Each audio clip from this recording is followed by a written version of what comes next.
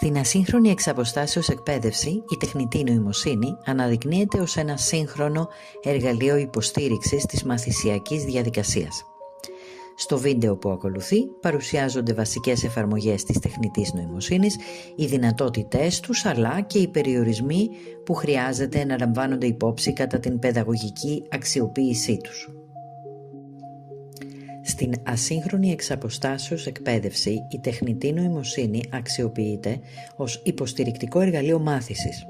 Εφαρμογές τεχνητής νοημοσύνης μπορούν να προσφέρουν άμεση ανατροφοδότηση, να υποστηρίξουν τη δημιουργία και προσαρμογή εκπαιδευτικού υλικού και να ενισχύσουν την εξατομικευμένη μάθηση.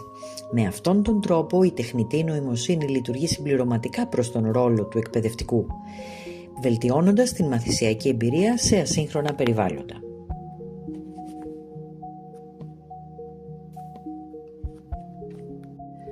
Η παιδαγωγική αξία της τεχνητής νοημοσύνης στην ασύγχρονη εξαποστάσεως εκπαίδευση εντοπίζεται κυρίως στην υποστήριξη της εξατομικευμένης μάθησης. Μέσα από προσαρμοσμένο περιεχόμενο και στοχευμένη ανατροφοδότηση, οι εκπαιδευόμενοι μπορούν να προχωρούν με τον δικό τους ρυθμό και σύμφωνα με τις ανάγκες τους. Παράλληλα, η τεχνητή νοημοσύνη μπορεί να ενισχύσει την ενεργό συμμετοχή και την αλληλεπίδραση, συμβάλλοντας σε μια πιο ουσιαστική μαθησιακή εμπειρία.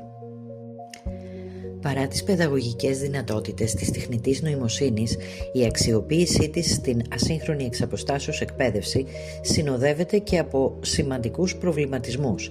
Ζητήματα όπως η αξιοπιστία των παραγόμενων απαντήσεων, η προστασία των προσωπικών δεδομένων και ο κίνδυνος άκρητης χρήσης απαιτούν ιδιαίτερη προσοχή.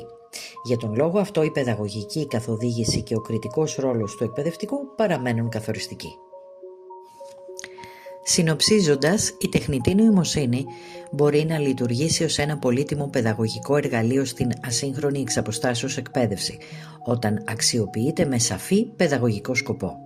Δεν αντικαθιστά τον ρόλο του εκπαιδευτικού, αλλά τον υποστηρίζει, ενισχύοντας την ποιότητα του εκπαιδευτικού υλικού και τη μαθησιακή εμπειρία των εκπαιδευομένων. Το ζητούμενο παραμένει η κριτική και υπεύθυνη ενσωμάτωσή της στον εκπαιδευτικό σχεδιασμό.